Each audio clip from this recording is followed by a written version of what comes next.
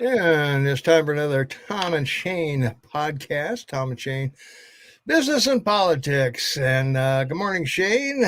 How you doing? Good morning, Yilman. I'm doing great. I can't believe everybody's making a fool of themselves every day. More to Well, talk about.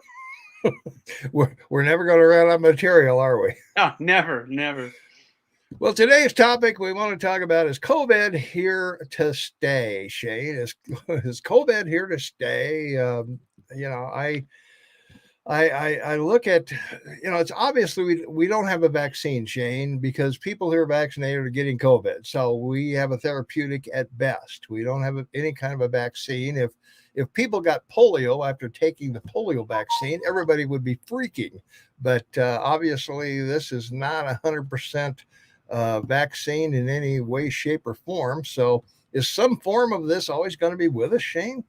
Absolutely. I mean, the ancestor of COVID, the MRCA, or as we call it, coronavirus, and scientists have determined, it started.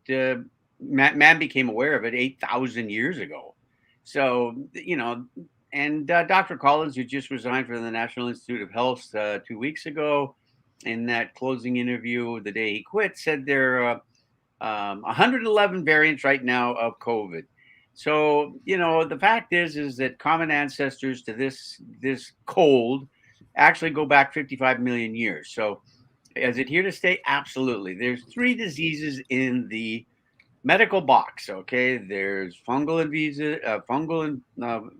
infections, bacterial and viral. Fungal and bacterial science has been able to resolve with antibiotics, and some, as you pointed out, like smallpox, have been eradicated. You can't get rid of it, but you can eradicate it. They chased it down with a vaccine and eradicated it from the earth, but that doesn't mean it can't come back in some other form. Yeah. Well, yeah, I should do a little disclaimer here. Shane and I are not doctors. No, we're not. No, Well, God, I'm no. just saying. I'm just Yeah, saying. that's a good disclaimer. Yeah, Yeah, I'm not we're a not doctor. I'm doctors. not an accountant, and I'm not a lawyer or a politician. Yeah. The worst on the So, list is a politician. yeah, we have no idea what we're talking about. So, we're here just to inspire conversation Or about give context. or give context Important to give to the context. thing. Got to be able to back up what you have to say, or you really look stupid. That's for sure. And we certainly don't look any more stupid than we already are. So That's right.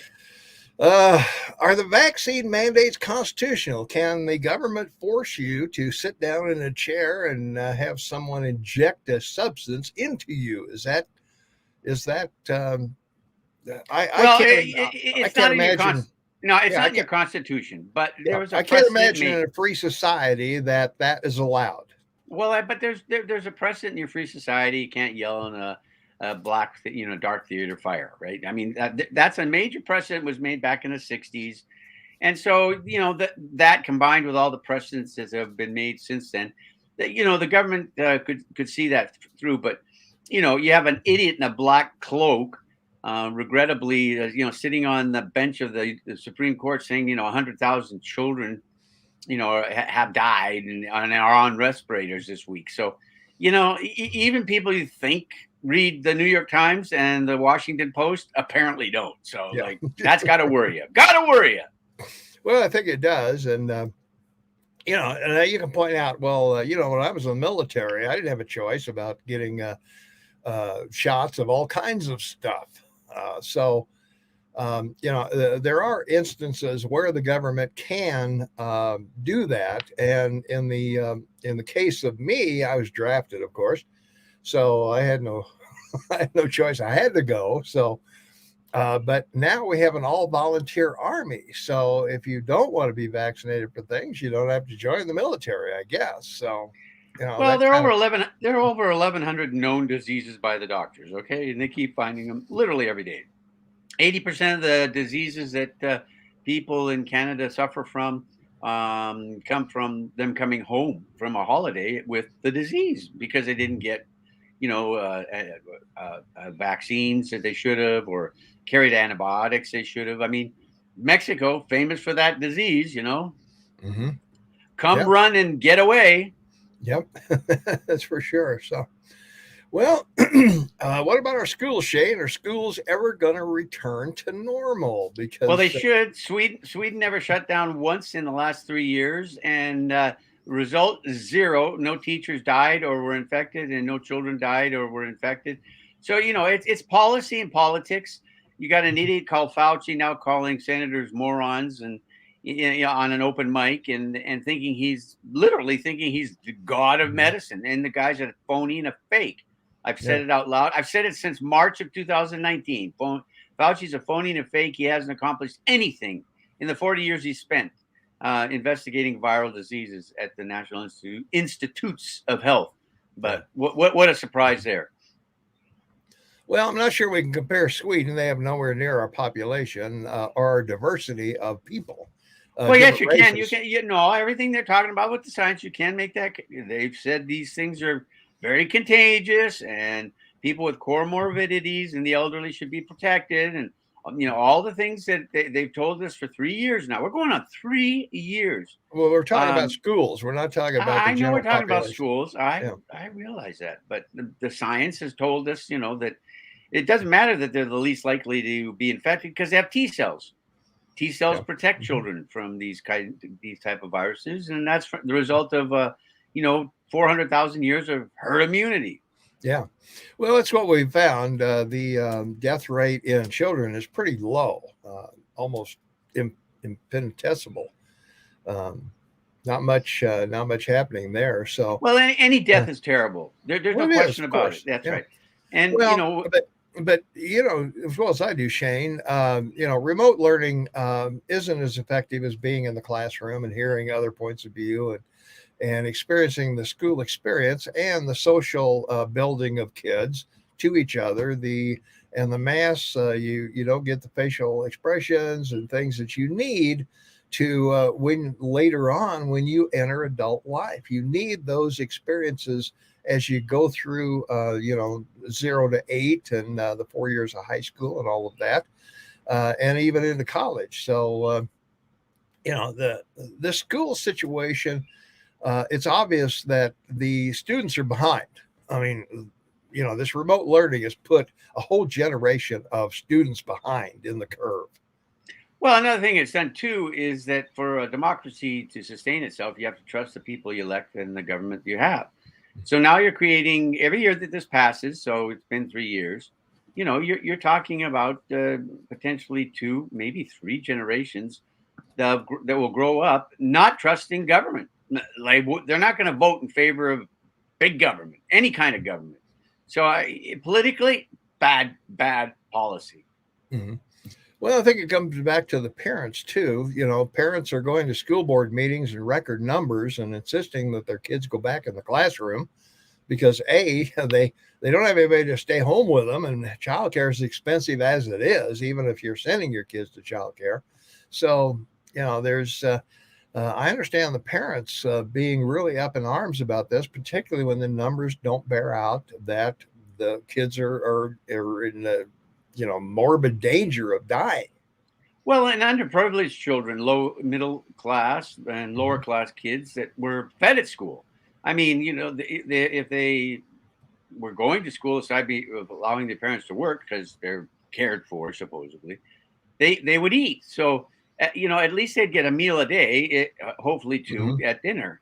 Yeah. So yeah, no, there's the mental, the social, the individual impact of children is just not worth what they're talking about. It isn't.